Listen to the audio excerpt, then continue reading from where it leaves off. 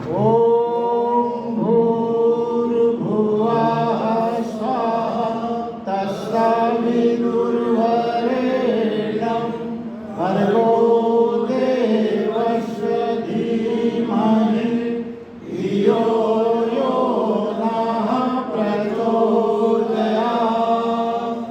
ॐ नमो भगवते वासुदेवाय। जैसा मैंने पूर्व में कहा, आज हम भगवद गीता के तीसरे अध्याय कर्मयोग को प्रारंभ करने जा रहे हैं।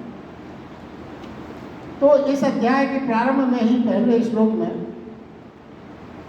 अर्जुन ने कहा, हे जनार्दन, यदि कर्मों की अपेक्षा ज्ञान आपको श्रेष्ठ मान्य है तो फिर हे केशव, मुझे भयंकर कर्म में क्यों लगाते हैं? देखिए, दूसरा अध्याय जो अपन ने पूरा किया था सांख्य योग ज्ञान योग का था। तो पहले इसके पहले कि अपन इसका विश्लेषण और विवेचन करें प्रारंभ, हम एक बात को थोड़ा सा ध्यान दें।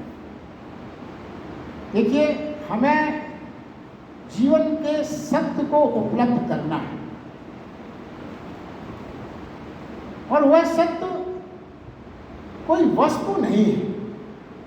कोई ऐसा नहीं है कि आपको उपलब्ध करना हो तो आप कुछ श्रम करेंगे, कुछ काम करेंगे तो वो वस्तु कोई चीज़ है वो आप उपलब्ध कर लेंगे। जैसे भौतिक पदार्थ अपन उपलब्ध कर लेते हैं, सत्य वैसी कोई वस्तु नहीं है। पहले तो आपको ये समझ लेना चाहिए, वह सत्य कोई वस्तु नहीं है। समझें, सत्य तो मिला हुआ ही है, हमने खोया ही नहीं और खो भी नहीं सकते। क्यों नहीं खो सकते? क्योंकि वो तो हमारे प्राणों का प्राण है। वो खो जाएगा तो फिर हमारे प्राण ही खो जाएंगे। तो सत्य तो खोया ही नहीं जा सकता। फिर क्या है? फिर भी पाना है। तो खोया हुआ भी नहीं है, प्राणों का प्राण भी है, फिर भी पाना है। तो देखिए, ये कहा गया है कि हमने केवल स्मृति खोई है, स्मृति खोई है। हमारी आंखें बंद हैं, रोशनी तो मौजूद है, आंखें बंद हैं। हमने खिड़की दरवाजे बंद किए हुए, हमने अपने खिड़की दरवाजे बंद किए हुए, प्रकाश तो बाहर मौजूद है। देखिए, कृष्ण ने दूसरे अध्याय में यही कहा था कि ज्ञान पर्याप्त है, ज्ञान परम है। दूसरे अध्याय का नाम ही ज्ञान योग है, सांख्य योग। तो उस अध्याय में सर्वप्रथम भगवान कृष्ण ने यही कहा है कि ज्ञान पर्याप्त है, ज्ञान परम है। अब क्या हुआ ये कि अर्जुन ने सुना मात्र, कहा कि ज्ञान यदि आनंद है तो मुझे इस महाकर्म करने को क्यों कहते हो? यदि ज्ञान बिना कर्म के मिलता है, क्योंकि भगवान कृष्ण कहते हैं ज्ञान पाने के लिए कुछ कर्म नहीं करना पड़ता, खाली जानना ही पर्याप्त है। तो यदि वो कहता है यदि ज्ञान बिना कर्म के मिलता है तो फिर मुझे इस कर्म में धक्का क्यों दे रहे हो? धक्का मतलब कर्म मतलब युद्ध। तो देखिए, कृष्ण भगवान जैसा हम शुरू से बार बार कह रहे हैं, वो एक मनोचिकित्सक है, मनोचिकित्सक। और मनोविज्ञान में जितना दखल कृष्ण भगवान का है, वहीं से शुरुआत हुई है मनोवैज्ञानिक चिकित्सा की, सही माना जाए तो। वो क्या हुआ कि वो समझ गए, क्या समझ गए कृष्ण भगवान? कि अर्जुन भागना चाहता है, निष्क्रिय होना चाहता है, वो युद्ध से भयभीत है, डरा हुआ है, डर गया है। मगर साथ ही वो ये स्वीकार भी नहीं करना चाहता कि मैं डरा हुआ। ये भगवान कृष्ण समझ गए, वो मनोवैज्ञानिक है, वो समझ गए इस बात। फिर क्या हो रहा है यहाँ? वो जस्टिफिकेशन खोज रहा है कि ज्ञान, उसे ज्ञान से कुछ लेना देना नहीं है। वास्तविकता ये है, उसे ज्ञान से कुछ लेना देना नहीं है। वह तो मात्र उस ज्ञान को तर्क के रूप में ले रहा है, अपनी बात को जस्टिफिकेशन में। फिर समझें थोड़ा सा, क्या यदि अर्जुन कहता कि ज्ञान ही परम है, ज्ञान ही परम है, तो वह मुझे इस युद्ध के झंझट में क्यों डाल रहे हो? वो यही कह रहा है कि जब ज्ञान ही परम है तो फिर भगवान आप इसके झंझट में, युद्ध के झंझट में मुझे क्यों डाल रहे हो? तो फिर समझें, जीवन की वास्तविकता, आध्यात्मिक संदेश यह है, यदि ज्ञान हो जाए तो फिर कोई झंझट नहीं होगा, हो ही नहीं सकता झंझट। यदि आपको वास्तव में ज्ञान हो जाए तो झंझट नहीं होगा, कोई झंझट नहीं होगा। तो ज्ञानवान को जगत में कोई झंझट नहीं होता, ऐसा नहीं है कि ज्ञानवान को झंझट नहीं होता जगत में। जैसे ये कहा गया कि ज्ञानवान अगर आप हो गए तो झंझट नहीं होता, तो झंझटें तो बनी रहेंगी, झंझटें कम नहीं होगी। फिर इसका क्या मतलब है? इसका मतलब ये है कि झंझटें समाप्त हो गई, ना, ऐसा नहीं है। ज्ञानवान को झंझट नहीं मालूम होती, खेल मालूम होने लगता। ज्ञानवान को झंझटें मालूम नहीं होती, झंझट खत्म नहीं होगी, मगर वो उन झंझटों को जीवन में कैसे लेगा, जैसे कोई खेल खेल रहा है। ये ना समझे कि कोई परेशानी नहीं होगी, परेशानियां तो सामान्य रूप से सब होंगी, मगर जो परेशानी सहने की अद्भुत क्षमता है, ज्ञानवान को वो क्षमता विकसित हो जाएगी। तो फिर क्या है? फिर वो ये नहीं कहेगा, अगर ज्ञान प्राप्ति से वास्तव में हो जाता तो फिर वो ये नहीं कहेगा कि इस भयंकर कर्म में मुझे क्यों डालते हो, क्यों? जिससे कर्म भयंकर दिखाई पड़ते हो, देखिए, जिसे कर्म भयंकर दिखाई पड़ते हैं उसे ज्ञान नहीं हुआ है। ये बिंदु यहाँ पे ध्यान देने का है। यदि आपको कर्म भयंकर दिखाई पड़ रहे हैं, इसका मतलब आपको ज्ञान नहीं हुआ है। और यदि ज्ञान हो जाए तो कर्म अभिनय हो जाते हैं। इसलिए ही गीता को, भगवत गीता को, कृष्ण भगवान को आगे ले जाना पड़ा। देखिए, सांख्य कहता है कर्म स्वप्न से ज्यादा नहीं है, और ये समझ में आ जाए तो कृष्ण के सामने प्रश्न उठाने की कोई जरूरत ही नहीं। देखिए, पिछले अध्याय में अपन ने इस बात को कहा था कि कर्म अभिनय हो जाए, चूंकि उसकी व्याख्या अपन कर चुके। फिर चूंकि ये बिंदु गीता का बहुत महत्वपूर्ण बिंदु है, जीवन जीना कैसे है, कर्म को अभिनय हो जाए, आपका जो संसार में आप जिस तरह से जी रहे हो वो लीला हो जाए, ये कैसे, और इसमें जीवन का क्या आनंद छिपा हुआ है, ये समझना है। तो देखिए, अपन ने इसका विवेचन दूसरे अध्याय में बहुत किया था, मगर फिर से अपन इसको रिपीट करना चाहेंगे। भगवान कृष्ण ने गीता में जो मुख्य संदेश दिया है वो ये है, जो अपने जीवन से जुड़ा हुआ है, अपन रोज अनुभव करते हैं। जैसे मान लीजिए आपने एक फिल्म देखी, फिल्म तो लगभग सभी ने देखी, उसमें अभिनय होता है,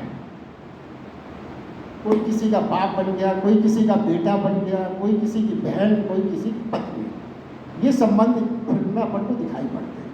दिन भर उसकी शूटिंग होती है, बिल्कुल इतनी बढ़िया डायरेक्टर के आदेशानुसार पूरी एक्टिंग ऐसी होगी जैसे वास्तव में पत्नी हो, वास्तव में बहन हो, वास्तव में भाई हो। मगर जहाँ शूटिंग समाप्त हुई, वो घर गया, अपने घर पहुंचा, ना तो वो पत्नी, ना भाई, कोई संबंध नहीं, सब स्वप्नवत थे। देखिए, फर्क मालूम क्या है? वो फिल्म होती है 2.5-3 घंटे की, और ये जो जीवन की फिल्म चल रही है ये है लगभग 80, 85, 90 साल।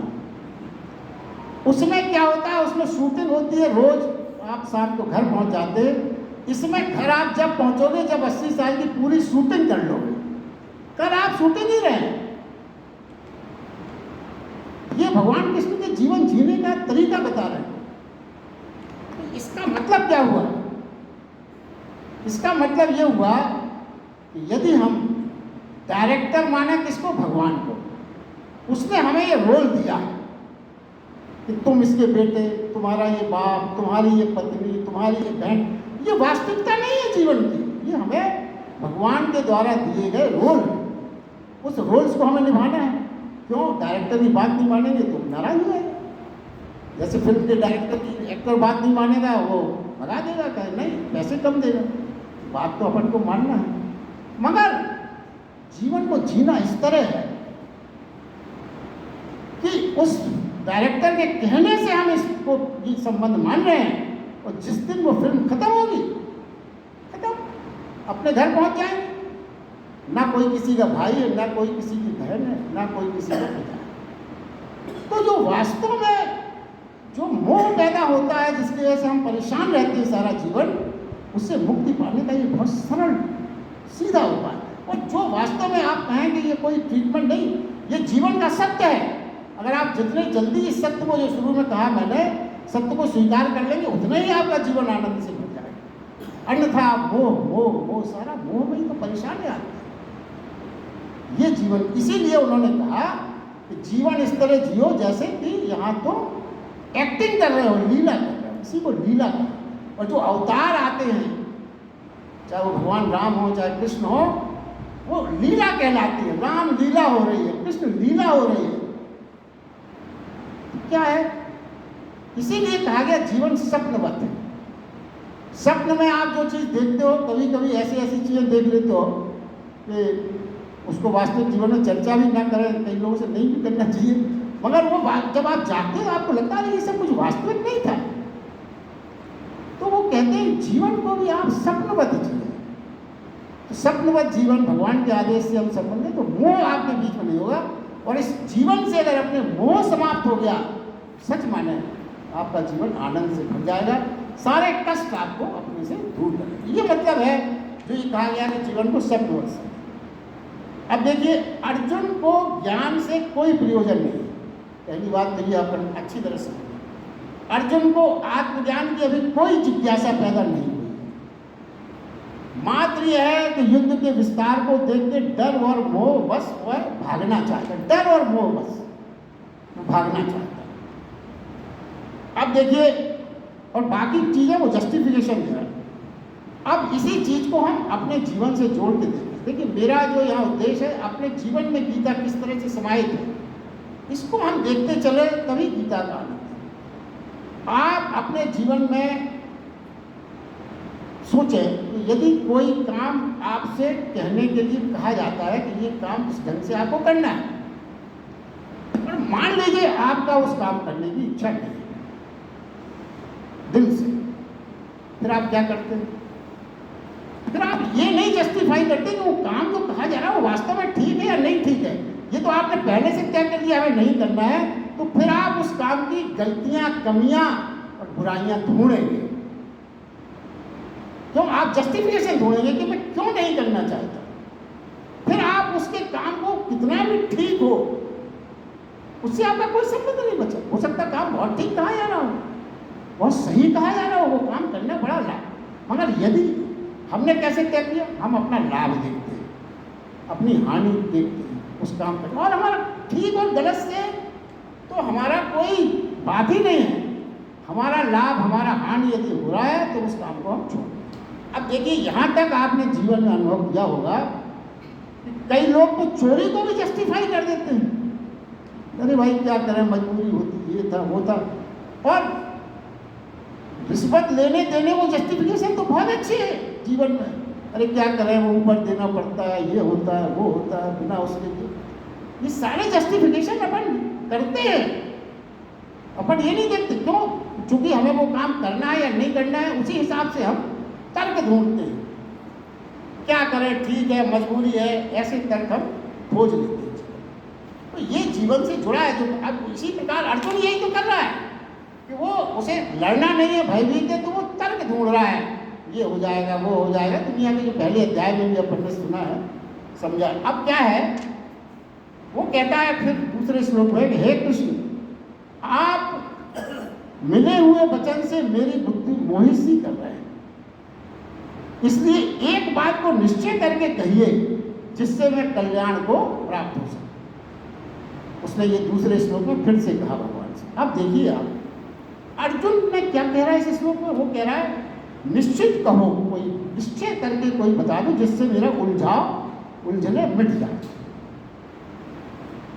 अब देखिए, बड़ी विचित्र स्थिति क्या है कि जो चित्त हमारा भीतर से उलझा हुआ है, भीतर से उलझा हुआ है, अर्जुन का चित्त क्या है, भीतर से उलझा हुआ है, वो क्या नहीं कर पा रहा है, ये क्या दुनिया की बातें जो अपन कई बार चर्चा कर चुके, तो वो निश्चित से निश्चित बात भी उससे कही जाएगी तो वो उसमें उलझाव ढूंढ लेगा। ये हमारे जीवन में रोज घटित होता है। यदि हम उलझन में हैं, यदि तनाव में हैं, उद्विग्नता में हैं, कोई चीज़ निश्चय करने की स्थिति में हमारा दिमाग नहीं है, शांति हमारी नहीं है दिमाग में, तो फिर हमसे कोई कितनी भी सही बात कहे, हम उसमें भी उलझन ढूंढ लेंगे।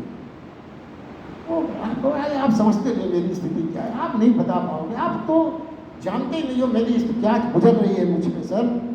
होता है अपने जीवन में वही स्थिति। देखिए ये गीता में हर चीज अपने जीवन में जुड़ी है, ये उलझाव अपने पास रहता है। तो ज्ञान मार्ग से देखिए, फिर भगवान कृष्ण सोचिए, ज्ञान मार्ग से निश्चित बात और क्या हो सकती है, और कृष्ण और क्या कह सकते हैं। चूंकि क्या हुआ, अर्जुन के व्यक्तित्व से उसका तालमेल नहीं था। जो कुछ उन्होंने कहा था, क्यों, अर्जुन का व्यक्तित्व है क्षत्रिय गुणों वाला, और बात जो हो रही थी वो ब्राह्मणत्व की हो रही थी, ब्रह्म की हो रही थी, ब्राह्मणी स्थिति की हो रही थी। वो अर्जुन के व्यक्तित्व से तालमेल नहीं था उस बात का, इसलिए वो बात ऐसी चली जैसे कोई संबंध नहीं भाई, जैसे रेल की दो पटरियां चलती हैं साथ साथ, चलता रहता है मगर मिलती कभी नहीं, ये स्थिति थी। तो यहाँ पे देखिए सूत्र जो बनता है इस पूरी चर्चा में ये है कि यदि हमारा मन शांत हो, निश्चिंत हो, तो कितनी भी अनिश्चय बात हो वो सही और निश्चित हम उसमें से निकाल लेंगे, और ठीक उसका उल्टा यदि हो तो कितनी भी निश्चित बात हो हम उसमें से कुछ नहीं कर सकते। अब देखिए एक संत हुए हैं, एक विचारक हुए हैं, चिंतक पश्चिम जगत में, उनका नाम था ग्रेटरी रसले। उन्होंने ये कहा कि आत्मा नहीं है, अपने अपने निष्कर्ष हैं। तब एक सज्जन ने सुना कि आत्मा नहीं है, पढ़ा उन्होंने, जैसे कई पढ़ने की बड़े शौकीन होते हैं, उन्होंने पढ़ा कि ग्रेटरी रसले ने ये कहा कि आत्मा नहीं है, और उसके तत्काल बाद उन्होंने महावीर और बुद्ध को पढ़ा, किताबें बहुत थी उनके पास। तो उसमें क्या लिखा है, उसमें लिखा है कि आत्मा अमर है। अब वो चिंतित हो गए, चिंतित होकर वो अपने जो उनके एक मित्र थे, ज़्यादा ज्ञानी थे, गुरु सदस्य मानते थे, उनके पास गए, बोले भाई मेरी तो मैं बहुत चिंतित हूँ, तो क्या है चिंता का कारण आपकी। तो उन्होंने बताया, ग्रेट रसले कहते हैं कि आत्मा नहीं है, और महावीर भगवान कहते हैं आत्मा अमर है। तो उन्होंने कहा ये तुम्हें चिंता की क्या जरूरत है। अब ग्रेट रसले ने लिख दिया, तो बहुत लिखने में इतना चिंतित नहीं होगा जितना तुम पढ़ के चिंतित हो गए, जरूरत क्या है तुम्हें चिंतित होने की। बोले नहीं, मेरी चिंता ये है, जब आत्मा नहीं है तो मुझे लगता है मैं समाप्त ना हो जाऊं, और जब आत्मा अमर है तो मुझे लगता है कि मैं ऐसे कब तक रहूंगा, इसी स्थिति में बड़ा कठिन है।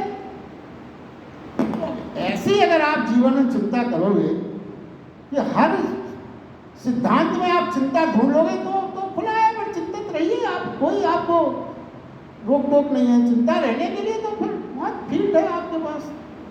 तो वो संत ने सिर ठोक दिया, बोले भाई अब तुम्हें क्या बताएं, दोनों में तुम्हारी चिंता है।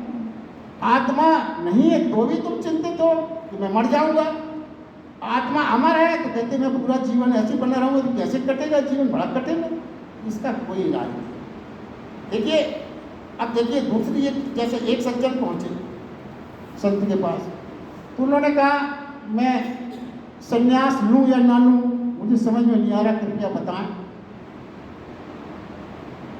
संत ज्ञानी थे, उन्होंने ये कहा जब तक तुम्हें ऐसा लगे कि किसी दूसरे से सलाह ले लूं, पूछ लूं, जब तक ना लेना। और जिस दिन तुम्हें ऐसा लगे कि सारी दुनिया भी अब मुझे मना करे, कोई मुझसे कहे कि मुझे संन्यास नहीं लेना चाहिए, तो भी मैं संन्यास लूंगा, उस दिन लेना। तो देखिए अब अपने सामने सिद्ध साहब बैठे हैं, प्रत्यक्ष उदाहरण। मैं दावे से ये बात कहता हूँ कि ये आश्रम जो आप देख रहे हैं, ये डिस्ट्रिक्ट फॉरेस्ट ऑफिसर थे, इन्होंने अपनी पूरी पेंशन और फंड यहाँ बनाई।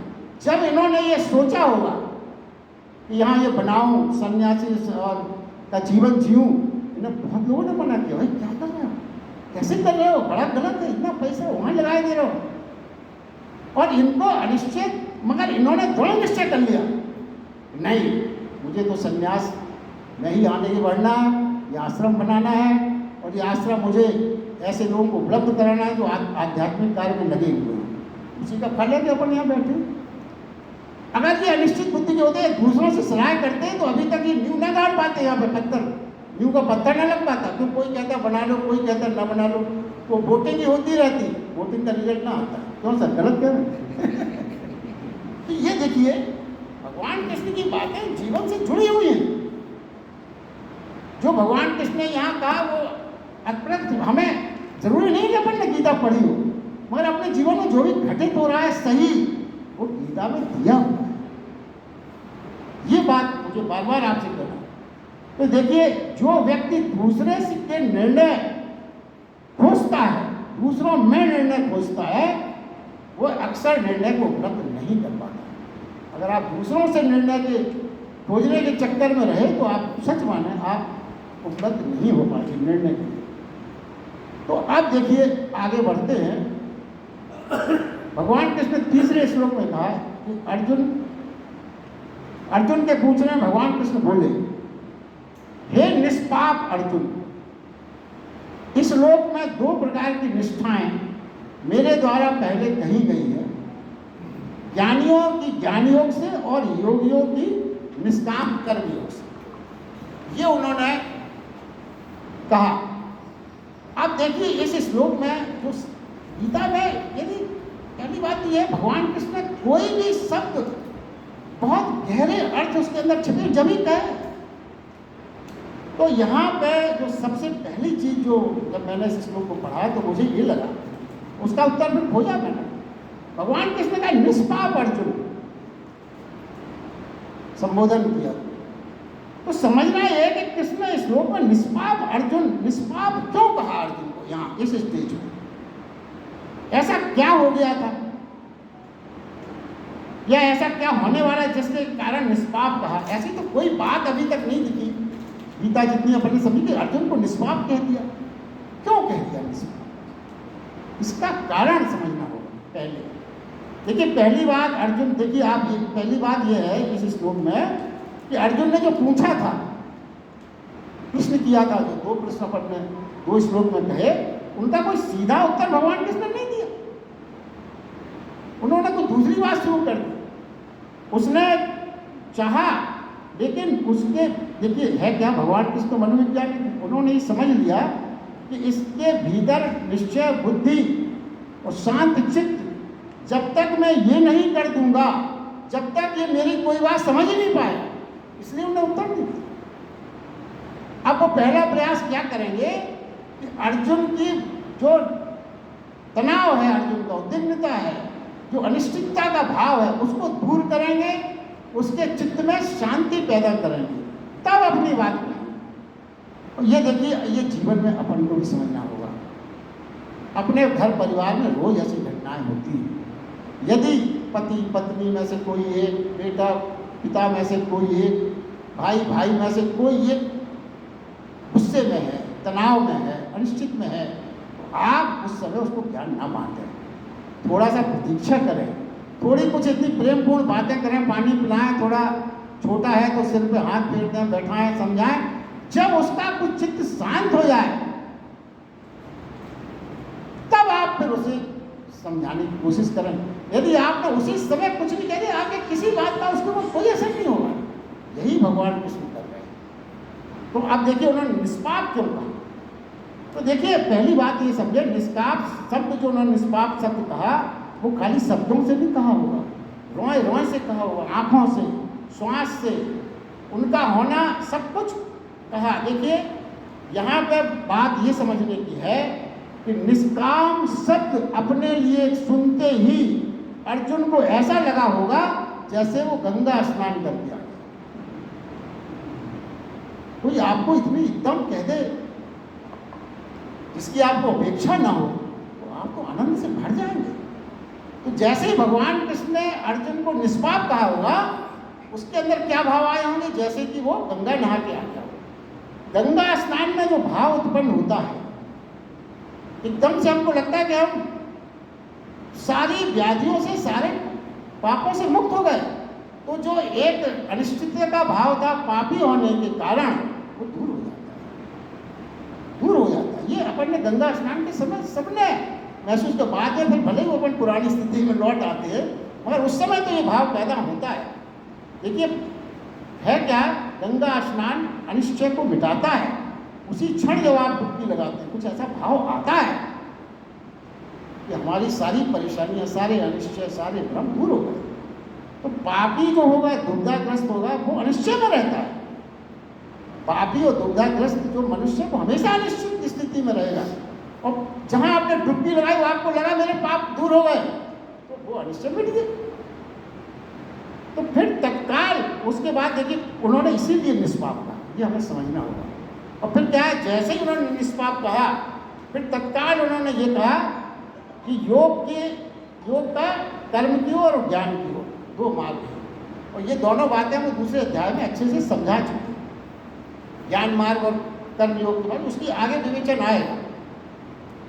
इसके बाद चौथे श्लोक में भगवान कृष्ण अब धीरे धीरे अपनी बात शुरू करेंगे, जो अर्जुन को समझाना चाहते हैं। पहले उन्होंने यही कहा, निष्पाप जो कहा इसीलिए कहा कि थोड़ा शांत तो हो उसका चित्त, थोड़ी उद्विग्नता दूर तो हो, थोड़ा वो ये समझे तो बात को कि सुनने योग शांत चित्त तो हो। तो देखिए चौथे श्लोक में भगवान कहते हैं, मनुष्य ना तो कर्मों के करने से, ना तो कर्मों के ना करने से, मनुष्य ना तो कर्मों के ना करने से निष्कर्मता को प्राप्त होता है और ना ही कर्मों को त्यागने मात्र से भगवत साक्षात्कार की रूप सिद्धि को प्राप्त होता है। अब ये श्लोक आपने सुना, अब इसको अपन आगे विश्लेषण में समझने की कोशिश करते हैं। देखिए ये पहले अगर आप ये समझें कि ये बड़ा ही विद्रोही और बड़ा ही क्रांतिकारी श्लोक है भगवान गीता में। कैसे? वो ये जो उन्होंने कहा, तो क्या होगा उन त्यागियों का जो सब कुछ छोड़कर भाग जाते हैं? क्या होगा उन सभी कर्मों से भाग जाने वालों का? क्या होगा? ये इसमें है कि क्यों वो ये कह रहे हैं कि मात्र कर्म छोड़ना निष्कर्म होना नहीं है। कर्म छोड़ दिए आपने तो ये ना समझे कि आप निष्कर्म हो गए। निष्कर्म होना और बहुत बड़ी घटना है। कैसी? जैसे बीमार ना होना स्वास्थ्य नहीं है। बीमार आप नहीं हो रहे तो ये ना समझे कि आप स्वस्थ हैं, स्वास्थ्य हो गया ना। वो बीमार ना होना अलग है, स्वास्थ्य ना होना अलग है, और बड़ी बात है स्वस्थ होना, और बड़ी बात है। तो निष्क्रियता निष्कर्म नहीं है। यदि ऐसा होता कि निष्क्रियता ही निष्कर्म होती तो फिर तो आलसी को निष्कर्म के लिए प्राप्त हो जाना चाहिए। जो आलसी है, सो रहा है बराबर, वो तो निष्कर्म को प्राप्त हो जाता है। फिर क्या है इसका मतलब, क्या है, क्या बताना चाहते हैं, क्या संदेश है? वो ये है कि कर्म कर्ता रहित, यानी भीतर करने वाला मैं ना मौजूद हूं, तब निष्कर्म होता है। फिर से इसको आप सुने, कर्म कर्ता रहित, यानी भीतर करने वाला मैं ना मौजूद हो, तब कर्म निष्कर्म होता है। यानी निष्कर्म कर्म का अभाव नहीं है, कर्तापन का अभाव है। तो कर्ता किसको मानना है? आगे आएगा परमात्मा। तो कर्तापन का भाव, मैं कर रहा हूं, मैं का भाव मिटेगा तब वो कर्म आप करते रहिए। कर्म नहीं छोड़ना है, मगर वो कर्म करने पर भी वो निष्कर्म माना जाएगा। इसीलिए कर्म किसी को नहीं छोड़ना। देखिए आगे वो क्या कहते हैं, भगवान कृष्ण कह रहे हैं, हे अर्जुन, यदि तू ये छोड़ दे, यदि तू ये छोड़ दे कि तू कर रहा है, तो तेरे कर्म भी निष्कर्म हो। अर्जुन यही तो कह रहा है, मैं युद्ध मैं मारूंगा, मैं ये करूंगा, मैं वो कहते तू ये मैं छोड़ दे, तू ये छोड़ दे तो तेरे कर्म ही निष्क्रिय होंगे। तू ये पकड़े रहा यदि कि मैं कर रहा हूं, यदि तू ये पकड़े रहा कि मैं कर रहा हूं, तो तेरा भागना भी तेरा कर्म बन जाएगा। तू जो भागने की कह रहा वो भी तेरा कर्म बन जाएगा। जैसे पत्ता ये सोचे, पत्ता ये सोचे कि मैं नहीं, हवा डोल रही है। अब डोल तो पत्ता रहा है, अगर पत्ता ये सोचे मैं डोल रहा हूं, ना, कौन डोल रहा है? पत्ता। यदि ये सोच ले कि हवा डोल रही है, लहर ये सोच ले कि सागर लहरा रहा है, ये निष्कर्म होने के सूत्र है, छोटे छोटे उदाहरण। जहां मैं नहीं, मैंपन नहीं, वहीं निष्कर्म। आलस न करना वो भी तो कर्म है, आलस न करना भी कर्म है। यदि मैं कर रहा हूं, आलस भी यदि आप कर रहे हैं तो वो भी कर्म हो गया। भले उसमें ये लगता है कि हम तो कुछ कर ही नहीं रहे, तो क्या कर्म? ना, मैं कर रहा हूं तो वो भी कर्म माना जाएगा। देखिए कर्तापन के अभाव, जैसा भगवान कृष्ण कहते हैं, क्या होगा, क्या घटित हो जाएगा, ये समझिए। कर्म होगा, कर्म तो होते रहेंगे उसी प्रकार, मगर कर्म का उत्पात नहीं होगा जीवन में। कर्म होगा मगर चिंता और संताप नहीं होगा। कर्म होगा मगर विफलता और सफलता का रोग नहीं होगा। कर्म होगा पर फल की चिंता की विक्षिप्तता फिर आपके पास नहीं होगी। तब कर्म फूल की तरह आनंददायी हो जाएगा। और करने वाला मौजूद ना हो तो कर्म का आनंद ही और हो जाता है। करने वाला मौजूद ना हो तो कर्म का आनंद ही और हो जाता है। क्यों? क्योंकि वह कर्म परमात्मा को समर्पित हो जाता है, इसलिए आनंद हो जाता है। फिर आपने अपने कर्म को परमात्मा को समर्पित कर दिया, उसको कर्ता मान के समर्पित। फिर जो निष्कर्म होगा, वह कर्म से कभी नहीं भागेगा। फिर जो हो रहा है उसे स्वीकार कर लेगा।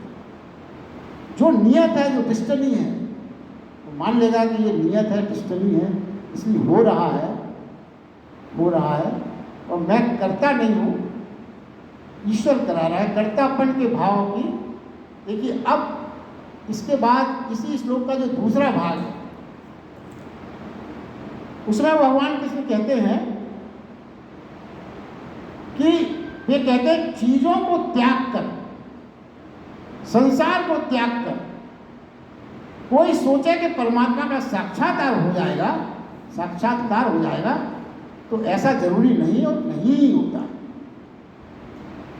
अब क्या है सर, एक त्यागी पुरुष थे, वो एक संत के पास पहुंचे, बड़े गुस्से में थे। सब सालों हो गए, मैं अपनी घर, अपनी दुकान, अपनी पत्नी, अपने बच्चे, अपने बाग खेत सब छोड़ के आ गया, और यहाँ पे मैं परमात्मा को आराधना साराधना में लगा। इतना सब मैंने छोड़ा, मगर मुझे परमात्मा प्राप्त नहीं हो रहा। संत भी बड़े ज्ञानी थे, उन्होंने कहा ऐसा करो बेटा, तुमने जो को छोड़ा है, घर छोड़ा, दुकान छोड़ी, उसकी वैल्यूएशन लगा के हमको दे दो। मैं भगवान से बात करूंगा कि इतनी वैल्यूएशन तो प्राप्त कर चुके, अब कितना और लाऊं, कितना और धन और छोड़ूं, तब वो मिलेगा तुम्हें। देखिए जरा कितना हास्यास्पद है, अपन मकान के बदले में भगवान चाहते हैं। मकान त्याग दिया तो आप त्याग दिया मकान, तो मकान के बदले में भगवान चाहते। कितनी हास्यास्पद बात है, मगर इसकी ओर ध्यान भगवान किसने किया? नहीं तो अपन तो छोड़ा बड़ा अपन इज्जत करते हैं, भाई इतना छोड़ के आ गया यहाँ पे। ना, भगवान किसने कहते हैं कि चीजें पहले भी थी, जो आज आप जिसका त्याग करने का चर्चा कर रहे हैं ना, वो पहले भी थी, बाद में भी रहेंगी। तुम उनको भ्रम बस अपनी मिल्कियत मान रहे हो। ध्यान दीजिए, जो दुकान, जो जमीन, जो जायदाद आज आपके पास है, वो ऐसा नहीं था कि आप नहीं थे तो थी नहीं, सृष्टि में थी, और आप नहीं रहोगे तो भी आपकी वो मिल्कियत रहेगी। ये आपका और हमारा भ्रम है कि अपन उसको अपनी मिल्कियत मान रहे हैं। सिकंदर ने पूरा संसार जीत लिया था, आज कोई उसके रिश्तेदारों के पास एक प्लाट भी नहीं। क्या हुआ? क्या धरती खत्म हो गई? नहीं, धरती वही है, सृष्टि वही है, मगर मिल्कियत किसी की नहीं रहती। और हम और आपको ये भ्रम है कि हमारे पास ये मिल्कियत है, ये मिल्कियत, ये है। देखिए ये हो सकता है। देखिए फिर क्या है, त्याग का कोई महत्व नहीं है क्या? नहीं, वो ये कहते हैं भगवान कृष्ण कि यदि परमात्मा का साक्षात्कार हो गया तो त्याग फलित हो जाएगा। त्याग करने से परमात्मा नहीं मिलेगा, मगर यदि आपको परमात्मा का साक्षात्कार हो गया तो त्याग फलित हो जाएगा। जैसे यदि आपको हम खूब सारे हीरा मोती दे दें थैले में भर के, तो यदि आपके पास फिर कांच की गोलियां, कंचे जो अपन बचपन में खेलते वो हैं, तो वो तो आप अपने आप छोड़ दो। उसको त्याग करने के लिए कुछ कहने की जरूरत नहीं है, क्योंकि आपको बहुत मूल्यवान चीज मिल गई। इसी तरह अगर परमात्मा का साक्षात्कार हो गया तो फिर त्याग अपने पास हो जाए। देखिए आगे भगवान कृष्ण ये समझा रहे हैं कि कर्म से हम नहीं भाग सकते, ये सूत्र है जीवन में। कर्म से आप नहीं भाग सकते। गृहस्थ, सन्यासी, त्यागी, आप गृहस्थ हो, सन्यासी हो, त्यागी हो, कोई भी हो, सभी को कर्म तो करना ही पड़ेगा। ये मूल बात हमको समझना है। जीवन है यदि तो कर्म होंगे ही।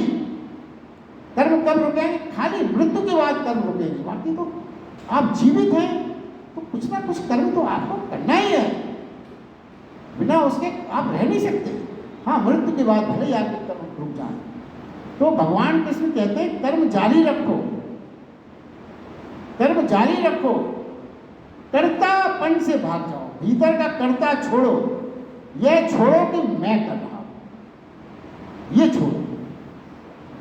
देखिए सूत्र ये है कि पाप नहीं छूता, पाप का कर्ता होना छूता है। पुण्य नहीं छूता, पुण्य का कर्ता होना छूता है। देखिए जीवन अपन अपना कठिन खुद बना लेते हैं। कैसे? परमात्मा को ख्याल से आप हटा दें। कई लोग कहते हैं परमात्मा नहीं है, ईश्वर नहीं है, नहीं मानो, कोई बात नहीं। मगर जैसे आपने वो ख्याल हटाया कि परमात्मा नहीं है, तो सारा बोझ कर्ता का हमारे ऊपर आ गया। आपने मान लिया परमात्मा नहीं, बहुत सरल है। बड़े अहंकार में कई लोग कह देते, मगर उससे क्या नुकसान हुआ? सारा बोझ जो हम कर रहे हैं वो अपने ऊपर आ गया। तो क्या होगा? ऐसा जो समाज मानता है, पश्चिम देशों का उदाहरण अपने सामने है, वो समाज विक्षिप्त हो जाता है, विक्षिप्त हो जाता है।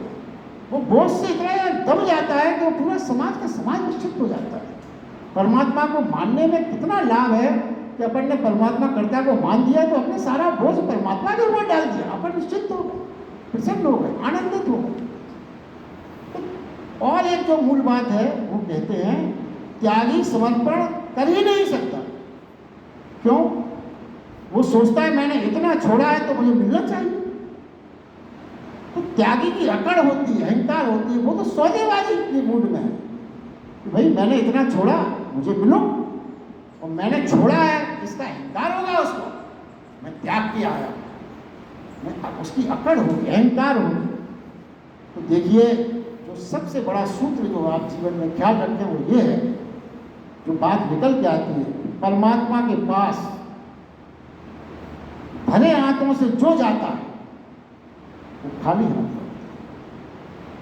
परमात्मा के पास जो भरे हाथों से जाता है वो खाली हाथ लौटता है, और जो खाली हाथ जाता है उसके हाथ भर दिए जाते हैं।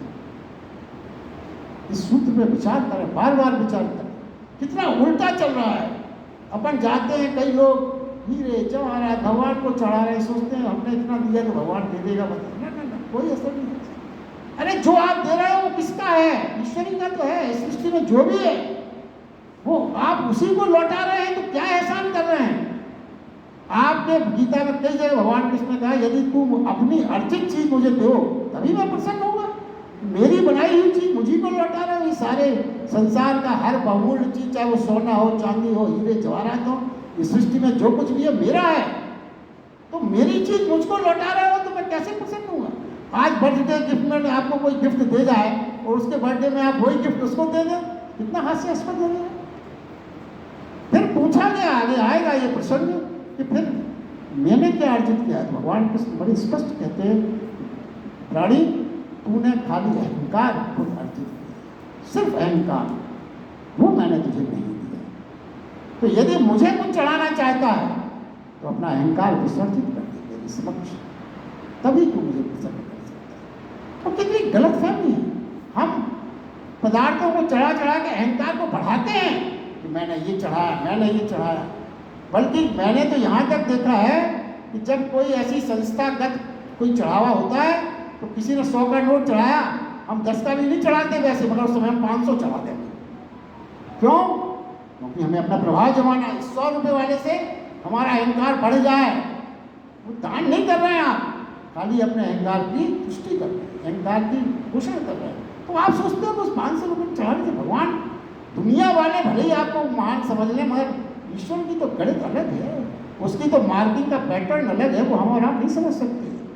जहां आपने अहंकार बस 500 का नोट चढ़ाया और वहां आपको 0 मिला मार्किंग, शून्य। ये है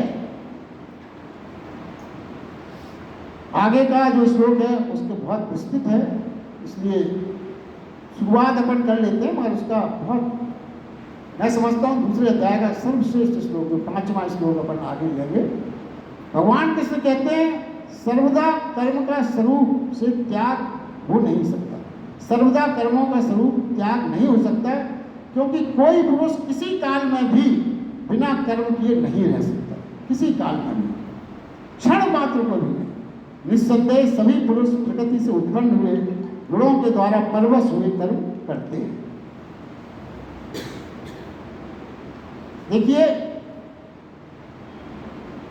थोड़ा सा अपन इस श्लोक को ले लेते 2 मिनट। इस श्लोक के भाव में एक वाक्य को समझें कि जीवन ही कर्म है और मृत्यु ही कर्म का अभाव है। जीते जी कर्म चलेगा, ये एक यथार्थ सत्य है। यदि कोई सोचे कि जीते जी कर्म को वो त्याग देगा तो ये असंभव बात सोच रहा है। ये कुछ बातें अपन कर चुके हैं, निष्कर्ष ये है। कोई अगर ये सोचता है जीते जी वो कर्म छोड़ देगा, ये असंभव बात सोच रहा है। ये हो सकता है कि वो एक कर्म को छोड़ के दूसरा कर्म करने लगे। एक कर्म आप छोड़ सकते हो मगर तत्काल आपको कोई दूसरा कर्म करना पड़ेगा। जैसे गृहस्थ कर्म छोड़ सकता है, गृहस्थ का कर्म यदि आप छोड़ भी दोगे तो फिर सन्यासी के रूप में करने लगोगे। पहले आप घर बनाते थे, अब आश्रम बनाएंगे। बात तो वही है, कर्म का प्रकार बदल सकता है। उस एक बात जो है सावधान है, जो भी कर्म छोड़ने की असंभव आकांक्षा करेगा वो पाखंड में गिर जाएगा। देखिए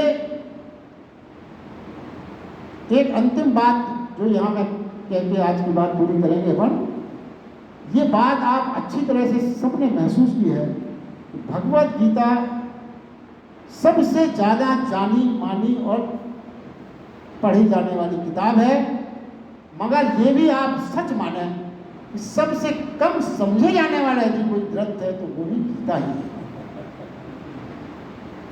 अब ये बात कह दी आपने, मान ली, मगर क्यों? उसका आप अपने देश में असर देखिए।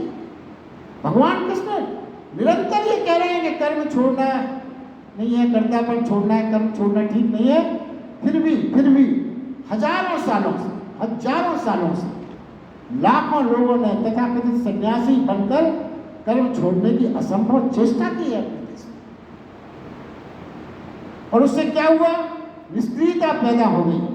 फिर कर्म दूसरे तरह के कर्मों का एक जाल बन गया और उससे कुछ भी फलित नहीं हुआ, ईश्वर के साक्षात्कार नहीं हुए। तरह के पाखंड और आडंबर युक्त कर्म होने लगे। मगर लाखों लोगों ने कृष्ण भगवान की यदि बात मानी होती तो वो इस तरह से कर्म त्यागने की चेष्टा ही नहीं करते।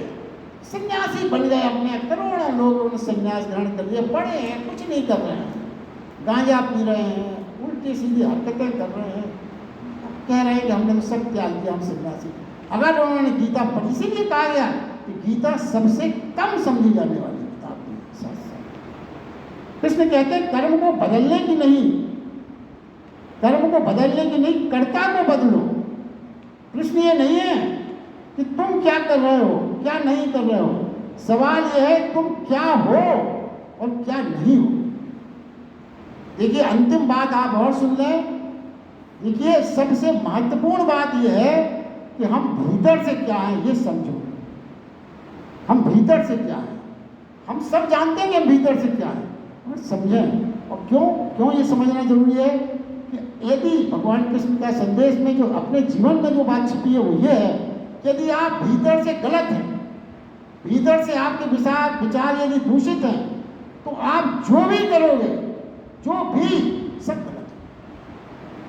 हो ही नहीं सकता। देखने में वो काम कितने भी अच्छे लगते हो मगर वो सब गलत होंगे। और यदि आप भीतर से पुण्यात्मा है, अच्छा सोच है आपका, तो फिर आप जो भी करोगे, फिर आपको कर्म नहीं देखना है, वो अच्छा होगा, ठीक होगा। और अपने जीवन में अपन रोज ये देखते हैं। अब मैं सीधा अगर बात करूँ, अपने सामने अनुभव किया, तमाम ये नेता लोग वास्तव में उनके दिल में तो कुछ और ही होता है, तो ऊपर से कितनी मीठी बातें करते हैं, कोई अर्थ नहीं है उसका। वो जो भी कहते हैं, जो भी आश्वासन होते हैं, उनकी तरफ से सब गलत। इसी प्रकार एक उदाहरण है, आप सोचिए, भगवान कृष्ण का कहना ये है कि यदि आप अच्छे काम करना चाहते हैं तो सिर्फ और सिर्फ आपको अपने भीतर के विचार शुद्ध करना पड़े। आप बाहर अच्छे काम करना चाहो और भीतर अशुद्धि रखो, नहीं हो सकता। आप अपने को बदलो, अपने को परिवर्तित करो। यही गीता का संदेश है जो हमें अपने जीवन पर यदि हम लागू कर लें तो हमारी अनजाने कितनी समस्याएं जीवन की ठीक हो जाए। आज के लिए बस इतना ही। अगला इसी के आगे बहुत महत्वपूर्ण चर्चा भी इस वक्त पूरा नहीं हुआ, कल अपन इसकी चर्चा आगे बढ़ाएंगे। आप सबका बहुत बहुत धन्यवाद। अब मैं आदरणीय अपने रमेश सिद्धि जी से निवेदन करूंगा कि वो हमको कुछ संदेश भी दें और शांति पाठ के बाद आज के कार्यक्रम